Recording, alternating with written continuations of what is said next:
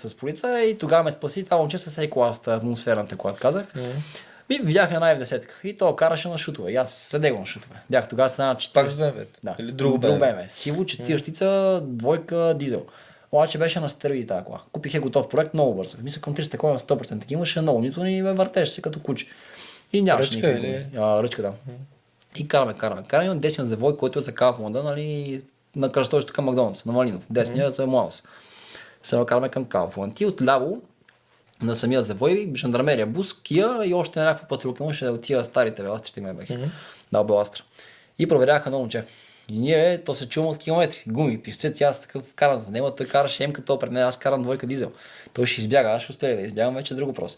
Караме и вече влизаме на шута в завоя, двамата сме настрани. И аз гледам полицая такъв стои, нали, гледа документите, само му ги метна на човека в колата, ама така му ги метна грубо.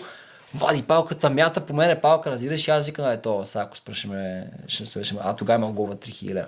За отнемане на книжка бях тогава. Защо? И знаех, че за дрифт на катедралата. Пак със същото момче, пак с Е-класта. Им си много близки приятели с него. Добре, ама за дрифт имаш 3000 лева Да, и пак за ти имаш книжка, така ли? Да.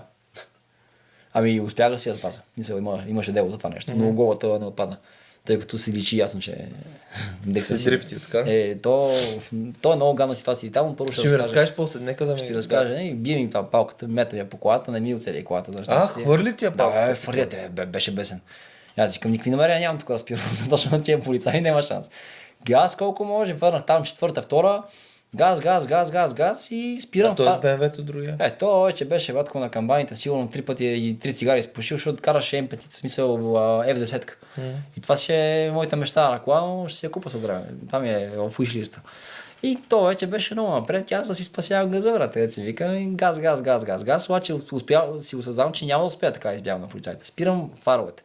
Имаше едно паркинг, че там един блок висок, как се казва, 371 мисче срещу Kaufland. И то много мрачно, няма никакви лампи. Нали? Едно време беха купили лампи за 5000 от общината. Нали? Там имаше такъв интересен мит.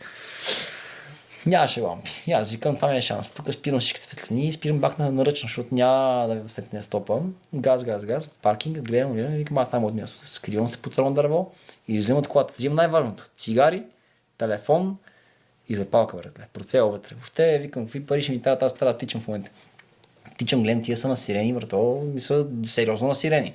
И аз вече прескачам една ограда към 144-то училище, лягам на земята и после се моля. Тия Васко по всичките такива знаци, те ме видяха, че бях спрял 100%. Сигурен съм, че то няма